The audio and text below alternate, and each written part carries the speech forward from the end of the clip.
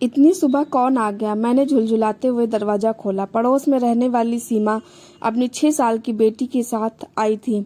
आओ अंदर आओ, मैं मुस्कुरा दी।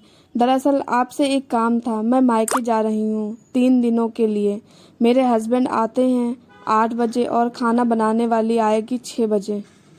आप प्लीज उसको चाबी दे दीजिएगा, वो खाना बनाकर चाबी आपको वापस दे जाएगी। एक सांस में इतना कुछ बोलकर उसने चाबी का गुच्छा मुझे थमा दिया। उसकी बेटी आंखें फाड़ फाड़ कर पिंजरे की ओर देख रही थी। अम्मा, मम्मा देखो तो आंटी के यहाँ कितनी प्यारी बर्ड्स हैं, कितनी सारी ही हैं। सीमा ने लपक कर देखा। हाँ, इनकी आवाज़ तो आती है मेरी बालकनी में। वाकई बहुत सुंदर है। अच्छा भाभी जी, मैं चलती हूँ, बहुत पैकिंग करनी है। थैंक यू सो मच इस चाबी वाली मदद के लिए। आप तो समझती ही हैं ना कि मायके जाने का उत्साह धरा रह जाता है अगर पति के खाने का जुगाड़ ना हो पाए। आप कैसे मैनेज करती हैं आप जब आप मायके जाती हैं? उसने तो ऐसे ही पूछ लिया, लेकिन मैं घायल हो गई। मैंने नकली मुस्कान लाते हुए कहा, मेरे पति संदीप तो मेरे साथ ही जाते हैं हमेशा, आज तक कभी अकेले नहीं गई। सीमा की आंखें फैल गई। वाह, कितने अच्छे हैं भाई साहब। तभी तो बिल्डिंग में सब आपकी जोड़ी को लैला मजनू की जोड़ी कहते हैं। वाकई आप दोनों हर जगह साथ जाते हैं।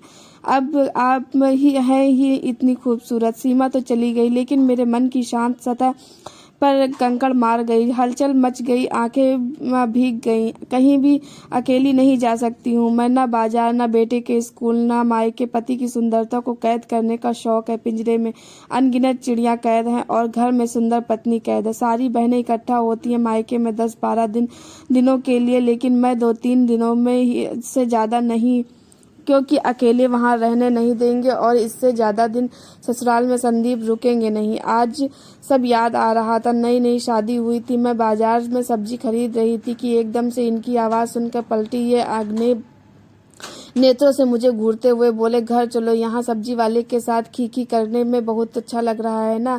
न बच्चे के स्कूल अकेले जाने देते हैं, न सहेली के घर। सोचते सोचते हाथ अचानक मेरी घनी केश राशि पर चला गया। ये सुंदरता ही अपराध है क्या? चिड़िया भी सुंदर ना होती तो कैद करके नहीं रखी जाती। मैं भी एक खूबसूरत चिड़िया हूँ। 3 दिनों बाद सीमा लौट आई और अक्सर हम शाम की चाय पर मिलने लगे, लेकिन हमेशा मेरे घर पर एक दिन वो झुलझुला उठी। क्या भाभी, रोज मैं ही आती हूँ, कल आप आइए, मैं भी अच्छी चाय बनाती हूँ। मैंने ना नुकुर की को वो गंभीर हो गई। मुझे उससे अपना तो हो गया था। काफ़ी बातें हम आपस में करने लगे थे। मैंने धीरे धीरे से कहा, सीमा दरअसल संदीप को पसंद नहीं है मेरा कहीं अकेले जाना, प्लीज़ समझो। वो चौंक गई। थोड़ा और कुरेदने पर मैं खुलती गई। पूरी बात बताते हुए मेरी आंखें भर आई और उसकी सुनकर उसने मुझे पूछा, ये कब तक चलेगा भाभी? आप इतना कुछ सह रही हैं, जो भी कर रही हैं अपने साथ, लेकिन आपको नहीं लगता कि आप किसी और का भी अहित कर रही हैं? मैंने आंखें पोंछते हुए कहा, मैं ही घुल रही हूँ, और कौन? सीमा ने एक लंबी सांस लेकर कहा, आप उस दिन कह रही थी ना कि बच्चे हमें देखकर सीखते हैं। आपको नहीं लगता कि आप एक और तानाशाह पुरुष बना रही हैं? आपका बेटा क्या सीखता होगा इस माहौल से? वक्त है, विरोध करिए। आज़ादी के लिए लड़ना गलत नहीं है। सीमा तो चली गई। मैं कुछ घटनाओं को लेकर बुरी तरह उलझी रही। बेटे की कही बातें याद करती रही। मम्मी, लड़कियां घर में रहती हैं, लड़के बाहर जाते हैं। लड़कियों को हर काम लड़कों से पूछकर करना चाहिए। बॉयज लोग तो को गुस्सा आ जाता है, वो चिल्लाते हैं। किस गर्त में ढकेल रही हूँ अपने बच्चे को? क्यों नहीं विरोध करती हूँ? बेटे के जीवन में आने वाली लड़की क्या मुझे माफ़ करेगी कभी? मैंने क्यों नहीं पूछा कभी संदीप से कि जब तुम्हारी बहन मायके अकेले रह सकती है तो मैं क्यों नहीं कहा कि सब्जी वाले से खीखी करने नहीं, सब्जी खरीदने जाती हूँ बाजार। पता नहीं कब किस सम्मोहन की अवस्था में पिंजरे तक पहुंची। सारी चिड़ियाँ कैद से उड़ा दी, बस एक बाकी थी, मैं खुद।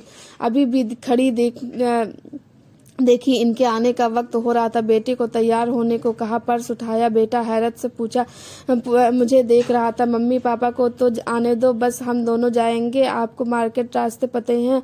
मैंने मुस्कुराकर बेटे से कहा, रास्ते नहीं मिले तो ढूंढ लेंगे। छम्मा जी पर भरोसा रखो, मैं जब घर लौटूंगी क्या होगा देखा जाएगा। आखिरी चिड़िया भी उड़ चुकी थी। मैं मुस्कुरा रही थी। हाँ, मैं एक